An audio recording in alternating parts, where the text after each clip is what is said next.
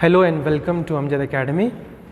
मैं आपके सामने जो हमारा चैप्टर 12 चल रहा, 12th फिज़िक्स का महाराष्ट्र स्टेट बोर्ड, उसका जो EMI है, EMI चैप्टर, उसमें हम कुछ पॉइंट्स यहाँ पर लेकर आए हैं और वो पॉइंट्स मैं आपके साथ डिस्कस करूँगा। कुछ छोटे छोटे पॉइंट्स हैं जो मैं यहाँ पर आपके साथ डिस्कस करने की कोशिश करूँगा। तो सबसे पहले मैं इस तरफ आपका ध्यान लेकर आऊँगा, फ्लक्स रूल। फ्लक्स रूल, अब ये क्या चीज़ है? ये हमारे जो 3 लॉज हैं उसमें से फैराडेज लॉ जो कहता है कि whenever there is a changing magnetic flux associated with a coil, magnetic flux is induced। तो जब कभी किसी भी कंडक्टर, अब मैं इसको जनरलाइज कर रहा हूं, किसी भी कंडक्टर के सामने के एतराफ में, उसके नेबरिंग में अगर मैग्नेटिक फ्लक्स चेंज हो रहा है तो उस कंडक्टर के अंदर EMF इंड्यूस्ड होगा और वो इंड्यूस्ड EMF जो है वो E is equal to d∅dt रहेगा। नेगेटिव साइन ये तो लेंज लॉ से आई है, लेकिन इंड्यूस्ड EMF जो रहेगा उसका मैग्नीट्यूड रहेगा E is equal to d∅dt। तो इसी को कहते हैं flux rule.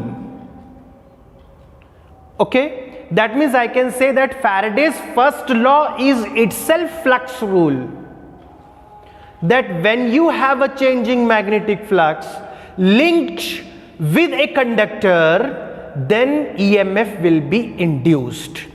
Now let me give you a small explanation to this, what is happening here with regard to this, that EMF is induced in the coil. What is happening in this?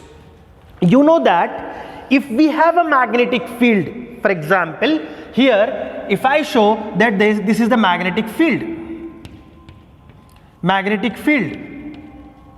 and in this magnetic field there is a conductor in motion. I have taken a conductor in motion. For example, the conductor is in motion in this magnetic field. Then we know that there is a force acting on the charges inside this conductor. Because of the motion of this conductor in this magnetic field, in presence of this magnetic field, there is a force which is acting, which will be acting on the charges present in this conductor. So which are the charges which जो इसमें present है, इस conductor में present है, जो कि free charges है, तो वो हमारे इलेक्ट्रॉन्स हैं, वो हमारे इलेक्ट्रॉन्स हैं, इलेक्ट्रॉन्स हैं, इलेक्ट्रॉन्स हैं, इलेक्ट्रॉन्स हैं। So that we can say that यहां पर इस मैग्नेटिक फील्ड की वजह से जिसमें ये कंडक्टर मोशन कर रहा, तो इन चार्जेस पर जो फ्री इलेक्ट्रॉन्स है इनके ऊपर फोर्स एक्ट हो रहा है। Force is acting on these charges and the charges will come into motion. The charges will come into motion and we know that motion of charge is nothing but the current. That means I can say that this current is flowing due to the EMF which must have been induced between the two ends of this conductor. तो मैं ये कह रहा हूं कि यहां पर अगर ये चार्ज मोशन में है, फोर्स एक वजह बन गई, और तीसरी एक बात मैं लेकर यहां पर आ रहा हूं कि वो ये है कि ये जो करंट फ्लो हो रहा, ये जो चार्ज फ्लो हो रहा, चार्ज फ्लो होने के लिए तो कारण होना चाहिए EMF, electromotive force. EMF, charges को एनर्जी मिल रही है, तो इसका मतलब यहां पर EMF इंड्यूस्ड हो रहा है, और वो इंड्यूस्ड EMF है E is equal to -d∅dt। In this way, you can explain what is happening in this and how the EMF is induced. Faraday ने ये कहा फैराडे ने ये कहा कि whenever there is a changing magnetic flux associated with the conductor, linked with the conductor, then EMF is induced. I have explained to you why this EMF is induced. I have told you the reason why this EMF is induced, and the reason is here. And the reason is here that I have explained to you. Okay. Now, the next point which I would like to discuss with you is, in the last video lecture, probably in the fourth video lecture related to this chapter, I have taken this point, flux of the field. And in that, you know that we are taking this equation again and again. We are taking that E induced EMF is equal to minus d phi by dt.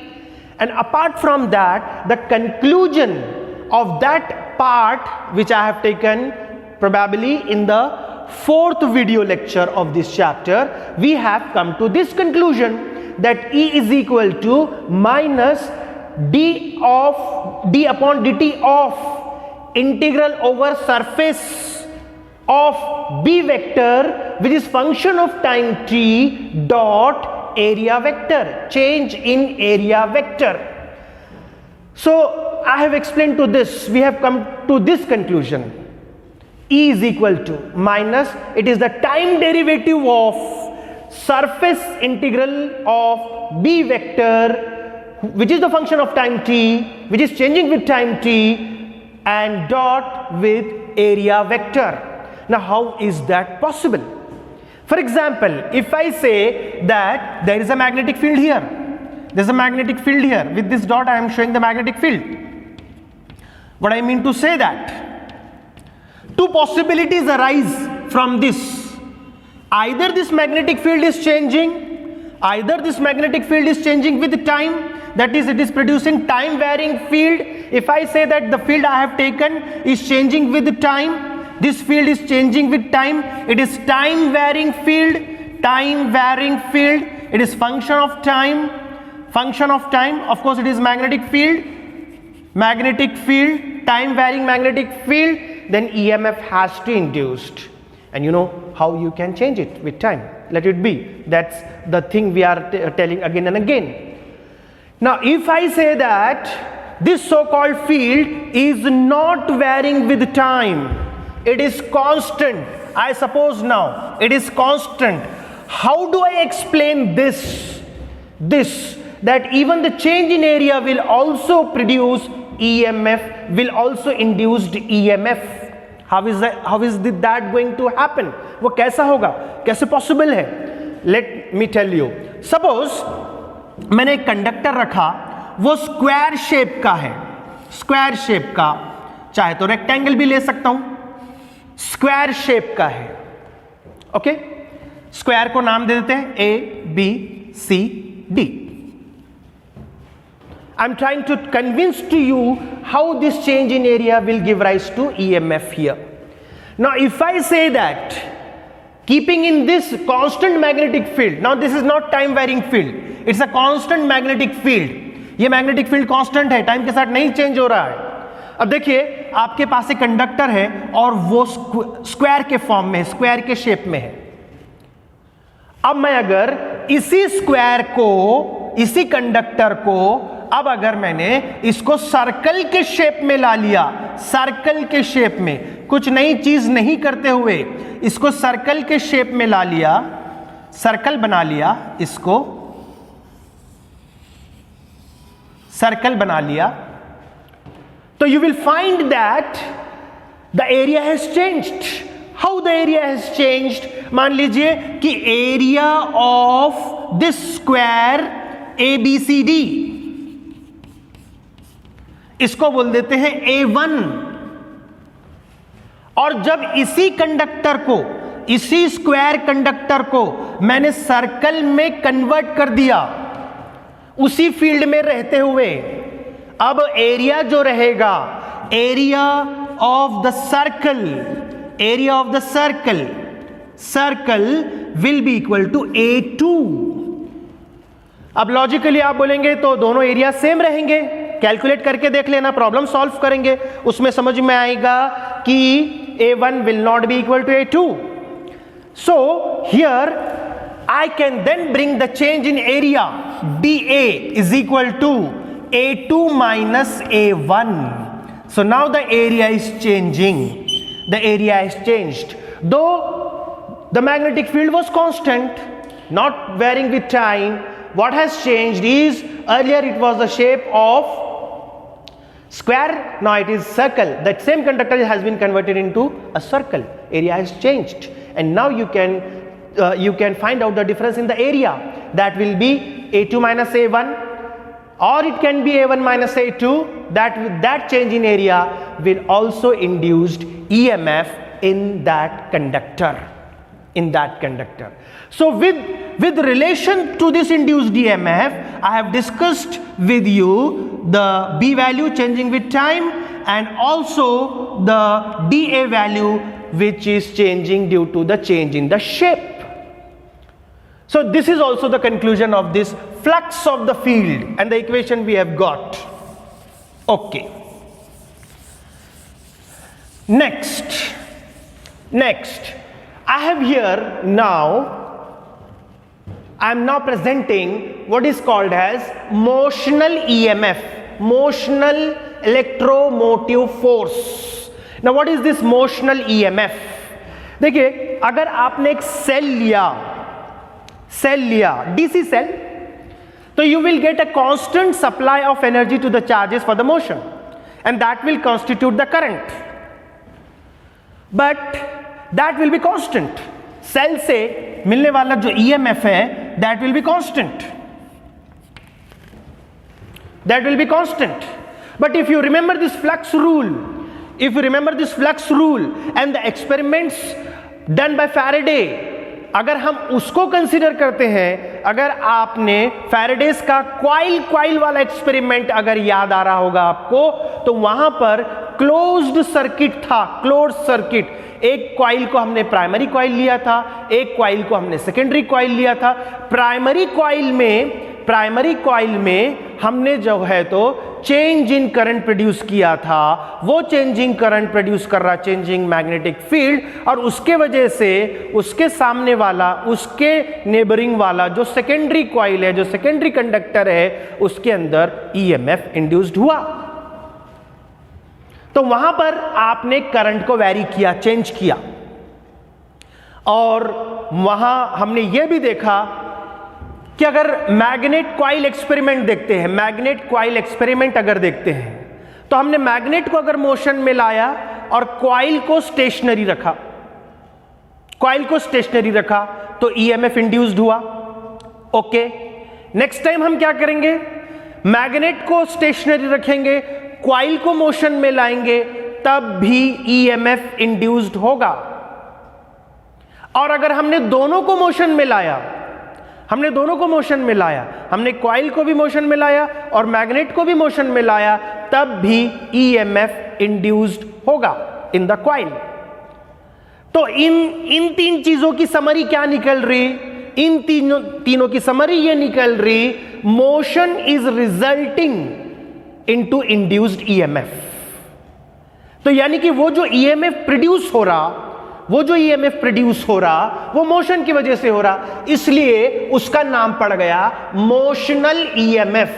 और ये जो cell जो EMF दे रहा, जो DC cell EMF दे रहा, वो EMF constant रह रहा, it's not changing. The reasons are different. There may be chemical reasons that cell is giving a constant EMF. The reason is different. But here the EMF which we are getting, the reason is mainly motion. Kindly remember, I am telling you again and again, kindly you remember the magnet coil experiment, and coil experiment.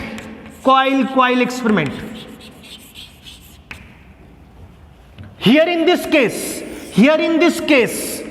what we did the motion. We did the motion and we got the induced EMF, and hence we got the motional EMF. right? Now I have written here the definition of motional EMF.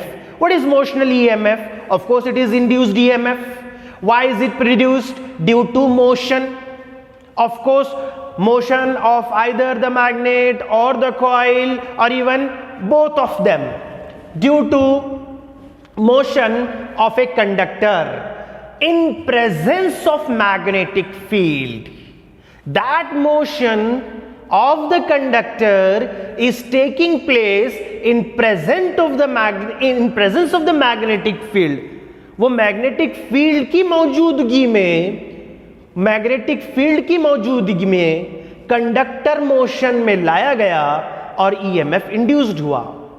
मैं आज आकर उसी बात पर आ रहा हूं जिससे मैंने शुरू किया था और एक्सप्लेन किया था, जो यहां पर फ्लक्स रूल से भी जो मैंने एक्सप्लेन किया आपको, तो हम उसी बात पर आ रहे हैं। तो देखिए वो मोशनल ईएमएफ कहलाता है, मोशन की वजह से। अब ये जो केस था, इस केस में हमने क्या किया था? इस केस में हमने फील्ड को ही चेंज कर दिया, जो मैग्नेटिक फ्लक्स है उसी को चेंज कर दिया, उसके वजह से भी ईएमएफ प्रोड्यूस हुआ।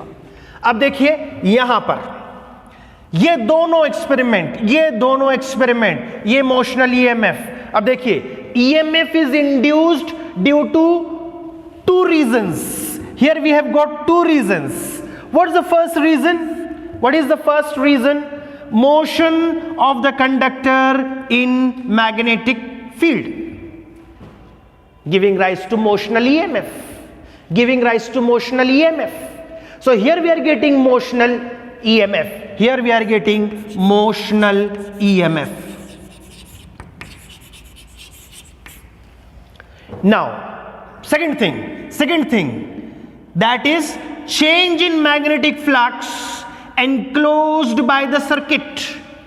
Change in the magnetic flux enclosed by the circuit. और वो कहां से मिल रहा? ये क्वाइल एक्सपेरिमेंट से मिल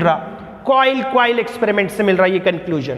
तो इस तरह से इंड्यूस्ड ईएमएफ के ये दो main reason, due to the motion and due to the changing magnetic flux, और ये दो एक्सपेरिमेंट का ये कंक्लूजन। इस तरह से मैंने आपको इंट्रोड्यूस कर दिया कि मोशनल ईएमएफ का क्या मामला है। अब हम मोशन जो कर सकते हैं, मोशन जो कंडक्टर का हम कर सकते हैं, तो हमारे सिलेबस में दो तरह के कंडक्टर लिए गए हैं, एक कंडक्टर है वायर के फॉर्म में, और दूसरा है बार का, conductor in the form of बार। तो ये मोशनल ईएमएफ हम प्रोड्यूस कर रहे हैं, और इसमें हमारे पास हमको दो केसेस लेना है, दो केसेस की स्टडी करना है हमको इसके अंदर। Number A translational motion. I hope this is visible. Aves sir, can you help me please? Is it visible now? Translational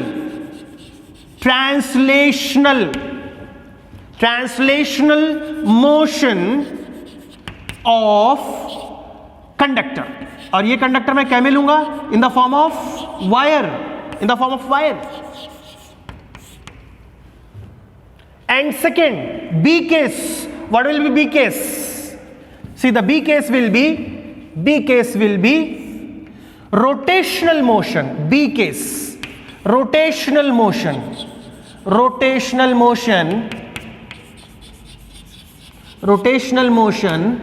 of a conductor, and that conductor we are going to take in the form of bar,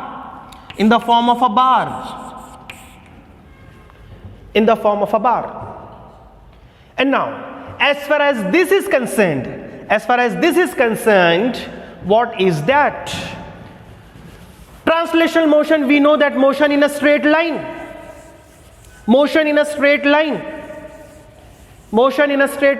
Let me introduce to this point. By this, what I am telling to you, I have taken a conductor in the form of a frame,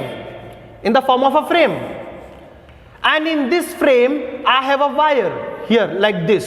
I can name this frame A, B, C, D.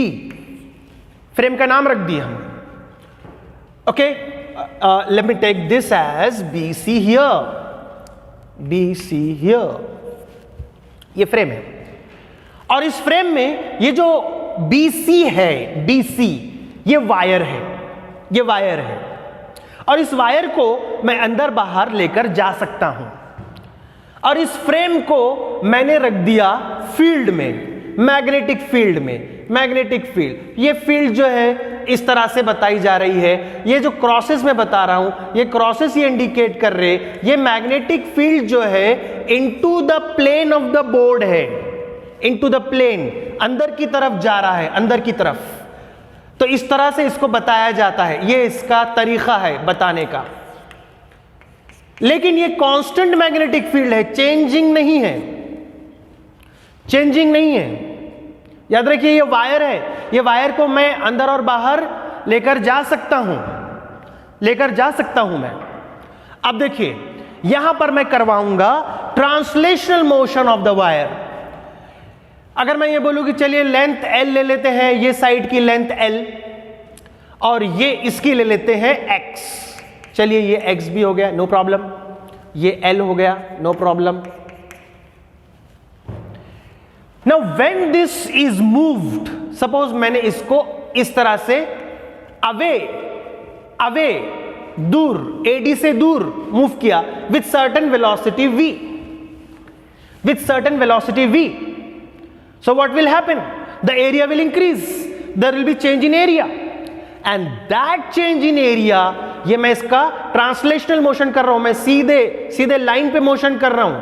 ये तार जो है ऐसी है, movable है, खींच रहा हूं इसको v वेलोसिटी से खींच रहा हूं, तो एरिया चेंज हो रहा इस तरह से. इस वजह से BC वायर में EMF इंड्यूस्ड होगा.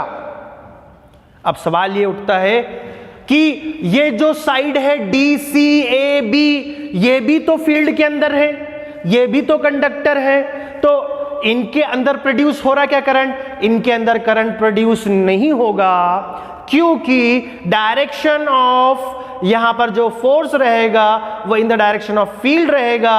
इस वजह से इनके अंदर के जो चार्जेस है, इनके अंदर कोई किस्म का फोर्स एक्ट नहीं होगा. इस वजह से इस हिस्से में, DCBA हिस्से में कोई करंट फ्लो नहीं होगा. सिर्फ इतने हिस्से में, ये जो मूवेबल हिस्सा है BC, उसी में EMF इंड्यूस्ड होगा. चलिए EMF इंड्यूस्ड हो गया. इसका मैथमेटिकल एनालिसिस हम बाद में देखेंगे, मैथमेटिकली एनालिसिस करेंगे और फिर देखेंगे क्या हो रहा. और यहां पर फ्लक्स चेंज हो गया और E is equal to minus d∅/t वगैरह EMF इंड्यूस्ड हो गया, that we all know. Now the other way of looking at this point, the other way, second तरीका, इसका दूसरा वे, जो मैंने फ्लक्स रूल के ताल्लुक से वहां पर आपको एक्सप्लेनेशन दिया था. अब मैं अगर समझ लो इस कंडक्टर को, ये BC कंडक्टर को यहां पर से आपके सामने एक अलग से पेश कर रहा हूं, यहां पर थोड़ा इसको मोटा करके, मतलब ये हमारा CB है जो कि वायर के फॉर्म में है. Okay, well and good. अब यहां पर चार्जेस हैं, ये चार्जेस हैं. अब वही बात वापस हो रही है. इन चार्जेस को जब हम ये कंडक्टर को, ये वायर को इस मैग्नेटिक फील्ड में चलाएंगे, यहां ऐसा दूर लेकर जाएंगे, तो इन चार्जेस पर फोर्स एक्ट होगा. उस फोर्स को कहते हैं Lawrence force. Lawrence force will be enforced here, exerted. Lawrence force जो कि मैग्नेटिक फोर्स भी रह सकता है, मैग्नेटिक फील्ड की वजह से भी रह सकता है, इलेक्ट्रिक फील्ड की वजह से भी रह सकता है, दोनों के कंबाइंड इफेक्ट की वजह से भी रह सकता है. तो Lawrence force will be acting on this, और वो हम निकाल सकते हैं. वो लॉरेंस फोर्स कितना रहेगा? वो मैं बोलूंगा F vector is equal to Q into here B vector cross cross v vector, ये वेलोसिटी वेक्टर है, वेलोसिटी वेक्टर है, क्योंकि हम इसको मोशन में ला रहे हैं। मोशन में लाने की वजह से ये जो है इसको, सॉरी, हम यहां v वेक्टर इधर आएगा और b वेक्टर इधर आएगा। ओके, तो इतना लॉरेंस फोर्स एक्ट होगा इस इंचार्ज पे, ये लॉरेंस फोर्स एक्ट होगा। तो फिर ये चार्ज रुके हुए रहेंगे? नहीं, चार्ज रुके हुए नहीं रहेंगे, चार्ज मोशन में आ जाएंगे, and that will constitute the induced current which must be flowing due to the induced EMF E. So this is the other way of looking at it. इसका भी हम मैथमेटिकल एनालिसिस कर सकते हैं और ये दोनों से हम निकाल सकते हैं कि कितना EMF इंड्यूस्ड होगा।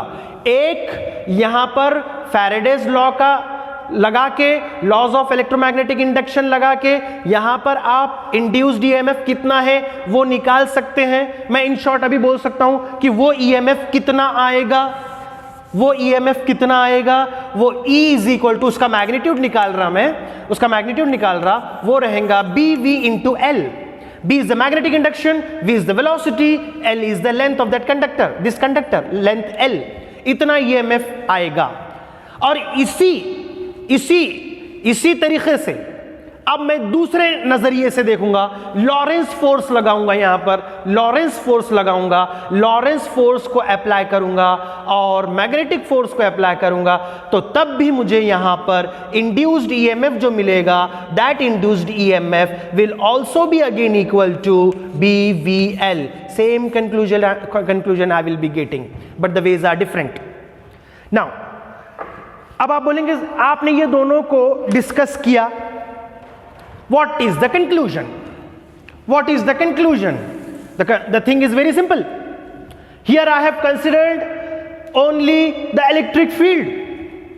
Here I have considered the electric field, and here I have considered the magnetic field, and the result is the same. That means this Michael Faraday has combined these two fields, electric field and the magnetic field. So you can produce magnetic field from the electric field, and the other conclusion that comes from this theoretical discussion, which brings me to the conclusion that in a region where magnetic field is changing with time, electric fields are generated. In a region where magnetic field is changing with time, electric fields are generated. This is the conclusion I can draw. So in this way, I have just taken the background point of translational motion of the conductor, in which you are producing motional EMF, and through two different ways. Here you can see that the two fields are combining. And very important conclusion, you know that you remember Maxwell, that he said that electric field produces magnetic field and the magnetic field produces electric field. They are interrelated, they are correlated, and that gives rise to what is called as electromagnetic waves. So these two fields, they combine. Okay, so here I conclude this video lecture. Like and share this video and subscribe to our YouTube channel Amjad Academy. If you have any question, any doubt regarding the point I have discussed today, you can ask me in the comment box. I will surely answer your questions. Thank you.